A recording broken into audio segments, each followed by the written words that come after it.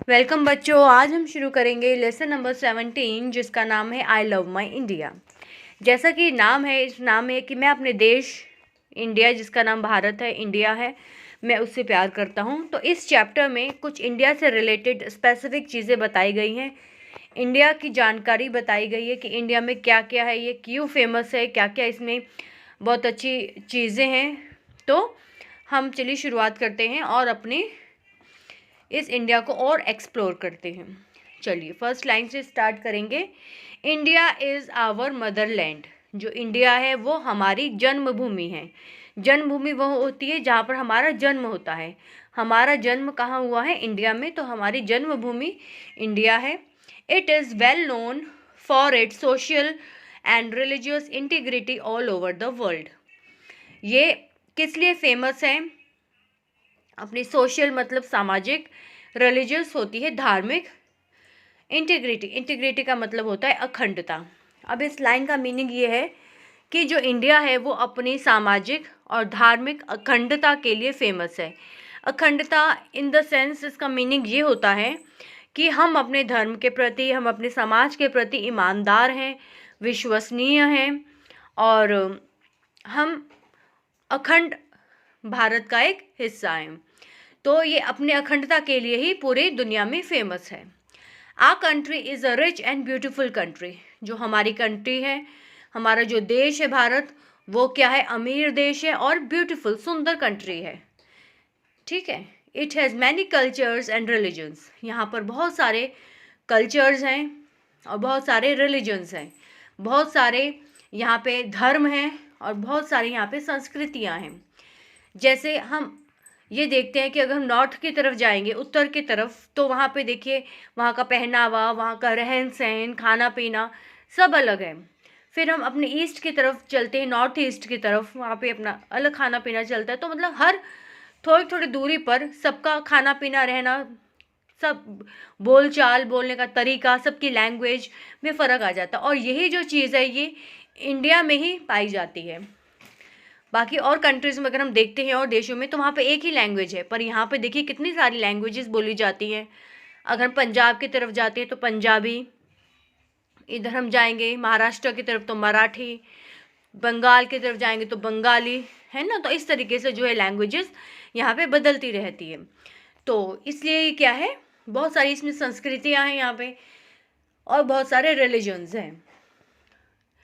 आगे है, our country extends from the colourful Rajasthan and Gujarat in the west to the vast green tea gardens of Assam in the east, the mighty Himalayas crowning Kashmir in the north, to the beautiful Kerala and Tamil Nadu in the south. तो देखिए यहाँ पे भारत का नक्शा आपने देखा होगा, map, नीचे फोटो में भी आगे आएगा। तो ये देखिए भारत का जो मैप है वो यहाँ पर दिखाया गया है। इसमें जो हमने अभी लाइंस पढ़ी थी उसके अकॉर्डिंग देखिए यहाँ पे ये भारत का मैप है। इसमें जो अपर साइड है ये होती है नॉर्थ, ठीक, और जो नीचे वाली साइड है ये साउथ, इसे साउथ कहते हैं। और यहाँ पर है ईस्ट और यहाँ है वेस्ट, ठीक है। ये होता है ईस्ट, वेस्ट, नीचे है साउथ और यहाँ ऊपर है नॉर्थ। वेस्ट साइड में हमारे यहाँ पर है Rajasthan, beautiful Rajasthan and Gujarat. Eastern side में है Assam, there are tea gardens, चाय के बागान हैं आसाम में। और उसके बाद यहाँ पर आता है नीचे जो है साउथ, साउथ में है केरला एंड तमिलनाडु, यहाँ पर है जहाँ पे इंडिया का एंड होता है, बिल्कुल सदर्न यहाँ पे स्टेट्स हैं। और नॉर्थ में क्या है? कश्मीर है, और कश्मीर को सजाता हुआ हिमालयाज़ है, हिमालयन रेंज है जो कश्मीर को एक सुंदरता और भी सुंदरता प्रदान करता है। तो इस तरीके से जो हमारा भारत देश है वो देखिए कई नेचुरल ब्यूटी से भरपूर है। तो अभी जो हमने एक्सप्लेन किया है तो अभी हमने जो एक्सप्लेन किया है उसको हम फिर से दोहरा देते हैं, रिपीट करेंगे। देखिए, our country extends from the colourful Rajasthan and Gujarat to the west. West में हमने बताया कि क्या है, राजस्थान एंड गुजरात है। To the vast green tea gardens of Assam in the east. East में यहाँ पे टी गार्डन्स देखने को मिलते हैं, बड़े बड़े चाय के बागान देखने को मिलते हैं। Mighty Himalayas crowning Kashmir in the north. North में क्या हिमालयाज हैं जो कश्मीर को सजाते हैं। और beautiful Kerala and Tamil Nadu. South में अगर हम जाते हैं तो beautiful Kerala and Tamil Nadu in the south. तो आगे चलते हैं। Our country is a centre of attraction for tourist because it is many beautiful places. तो जो हमारा कंट्री है, हमारा देश है, वो एक सेंटर ऑफ अट्रैक्शन है। वो टूरिस्ट को अट्रैक्ट करता है, अपनी तरफ आकर्षित करता है। टूरिस्ट कौन होते हैं? जो घूमने के लिए आते हैं, अलग अलग देशों से हमारे देश में घूमने के लिए आते हैं, या हमारे किसी एक स्टेट से दूसरी स्टेट में घूमने के लिए जाते हैं।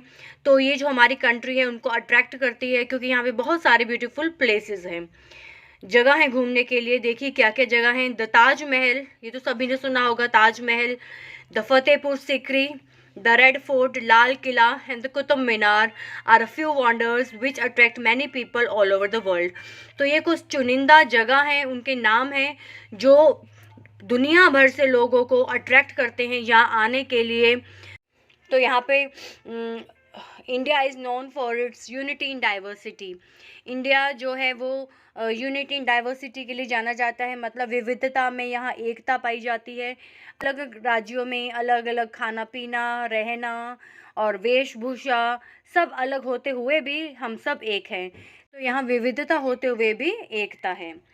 नेक्स्ट है, वी स्पीक मैनी लैंग्वेजेस। हम बहुत सारी भाषाएं बोलते हैं।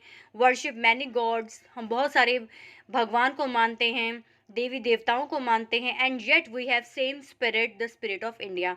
उसके बाद भी हमारी सबकी जो स्पिरिट है वो एक ही है, हमारा जो एम है वो एक है, और हमारी जो स्पिरिट है वो क्या है? हमारा जो स्पिरिट वो है सिर्फ एक इंडिया है। This spirit of oneness runs through all parts of a country, binding us together। और यही जो भावना है हमारी एकता की, oneness मतलब एकता, वो पूरे देश में ही रन करती है, पूरे देश में ही है, जो हमें जोड़े रखती है। हम अलग अलग हिस्सों में रहते हुए भी हम सब एक हैं। तो ये हमारी भावना है जो हमें एक करती है। We celebrate different festivals like Holi, Diwali, Baisakhi, Eid, Christmas, Pongal etcetera with great joy and happiness. हम कितने सारे फेस्टिवल्स एंजॉय करते हैं, सेलिब्रेट करते हैं, जैसे कि होली, दिवाली, बैसाखी भी मनाते हैं, ईद, क्रिसमस, पोंगल, बहुत सारे यहाँ पे त्यौहार होते हैं एक्सेट्रा। मतलब ये तो कुछ इन्होंने बता दिए गिनती के, लेकिन बहुत सारे यहाँ पे त्यौहार मनाए जाते हैं और बहुत ही जॉय के साथ, हैप्पीनेस के साथ ये हम मनाते हैं। We all live very happily और we all live here happily. हम सब यहाँ पर बहुत ही खुश हैं, खुशी खुशी रहते हैं। I love my country and I am proud to be an Indian. मैं अपने देश से प्यार करता हूँ और मुझे अपने देश पर गर्व है, और मुझे अपने इंडियन होने पर गर्व है, भारतवासी होने पर, भारतीय होने पर गर्व है। तो ये था हमारा यहाँ पर चैप्टर। लास्ट लाइन हम देखते हैं। Ours is a land of sages known for bravery for ages, none can with it compete, its culture none can beat. Ours is a land of sages, हमारी जो भूमि है वो ऋषियों की भूमि है। नॉन फॉर ब्रेवरी, बहादुरी के लिए फेमस है हम। फॉर एजेस मतलब युगों युगों तक हमारी जो बहादुरी है, उनके जो किस्से हैं वो फेमस हैं। None can with it compete, कोई भी उसके साथ मुकाबला नहीं कर सकता। Its culture none can beat, तो इसकी संस्कृति के साथ भी कोई भी, इसको भी कोई हरा नहीं सकता। तो इस तरीके से हमारा ये चैप्टर कंप्लीट होता है। आगे चलते हैं हम इनके वर्ड मीनिंग्स पर। ये फर्स्ट है सोशल। सोशल होता है सामाजिक, रिलीजियस धार्मिक, इंटीग्रिटी अखंडता, अट्रैक्शन आकर्षण, टूरिस्ट पर्यटक जो हमारे देश में घूमने के लिए आते हैं, यूनिटी इन डाइवर्सिटी अनेकता में एकता दर्शाता है, बाइंडिंग मतलब जोड़ना। तो ये जो सारे वर्ड्स है ये इस चैप्टर में आ चुके हैं और आई होप आपको ये समझ आ गए होंगे। तो वीडियो को लाइक करें और शेयर करें, सब्सक्राइब करें चैनल, और मिलते हैं एक नई वीडियो के साथ। तब तक थैंक यू।